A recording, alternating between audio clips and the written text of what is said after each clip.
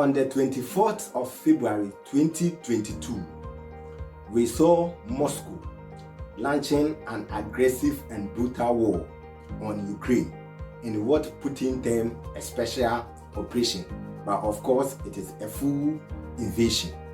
First, we have to understand that from the Kremlin's point or from Moscow's point, truth can be manufactured and reasons can be manufactured.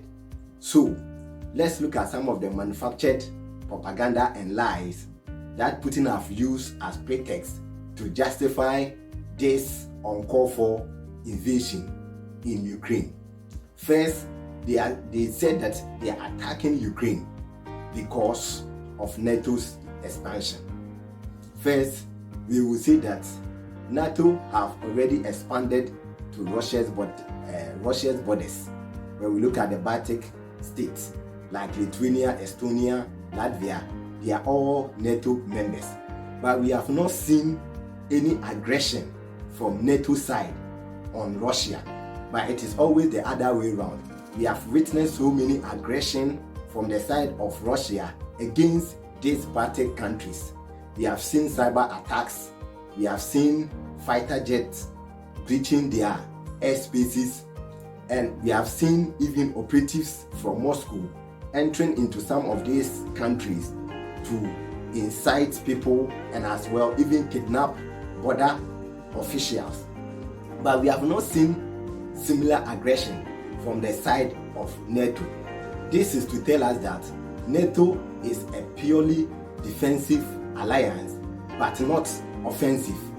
Their mission is to protect these vulnerable countries from being swallowed or being taken over or being assimilated by Moscow, but not to use them against Moscow. Another reason manufactured is that US was using Ukraine as a prepared ground to launch attack on Moscow or Russia. This is also pure lies, because we know that Russia is a nuclear armed country and it will be of nobody's interest to launch a war against them. Somebody will say that for what purpose? Why will NATO or US invade Russia? It is of no benefit to anybody.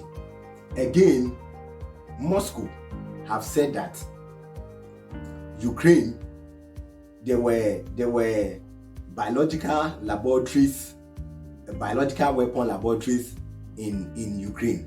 This is also pure lies, because they want reasons to justify their war, which of course is not forthcoming. So they have to manufacture anyone possible.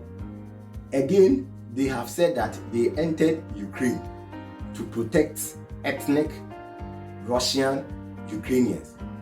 This is not true, because the Russians in Ukraine were never under attack anytime. If this was true, that ethnic Russians in Ukraine were under attack, like of course we should see mass exodus of ethnic Russians in Ukraine moving into Russia. But this was not so. The people in the Russians in Ukraine are more comfortable and their rights are more protected than even Russians living in the Russian Federation. And when the war started, when Putin started his invasion, we can say that more ethnic Russians have been killed in Ukraine more than ethnic Ukrainians in Ukraine, because the people of Kharkiv, Sumy, Melitopol and Mariupol are all ethnic Russians. But it is these people that have suffered more of shelling compared to the other side of Ukraine. So let's come back to the truth. What is the real reason why Putin is invading Ukraine? We say that after the Euromaidan of 2014, Putin lost his influence on Ukraine. So from 2014, Ukraine started moving away from Moscow's influence towards Europe and the West. So Putin annexed Crimea and as well started a separatist movement in the East This was meant to put economic pressure on Ukraine to draw it back to the influence of Moscow. But this was not working. So they were doing everything possible to bring Ukraine back to the influence of Moscow, like Belarus or let's say Kazakhstan. These are countries that are permanent puppets of Putin and the Kremlin. So they wanted to make Ukraine the same.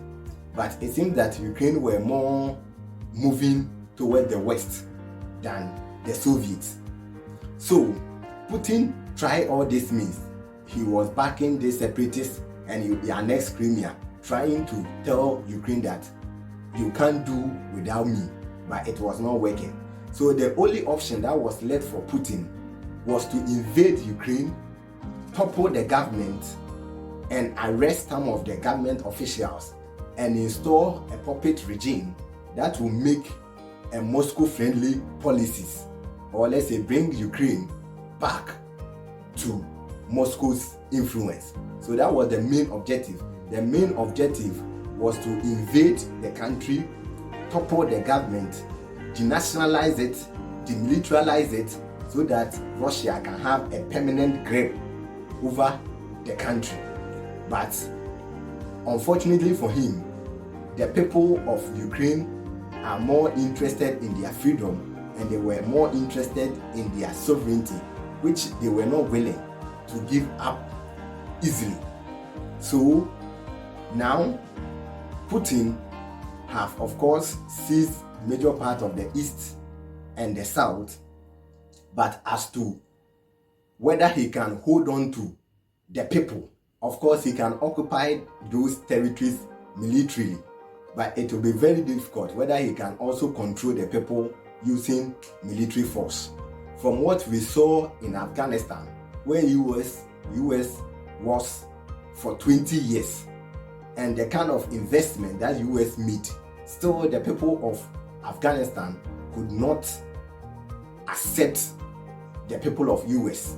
Even with all the investment and the support, they could not accept US. So it will be highly unlikely to say that the people of Ukraine will give up their sovereignty and their freedom and move back to Putin's despot leadership. I am Emmanuel Mensah for Center for Global Policy and Security. Thank you.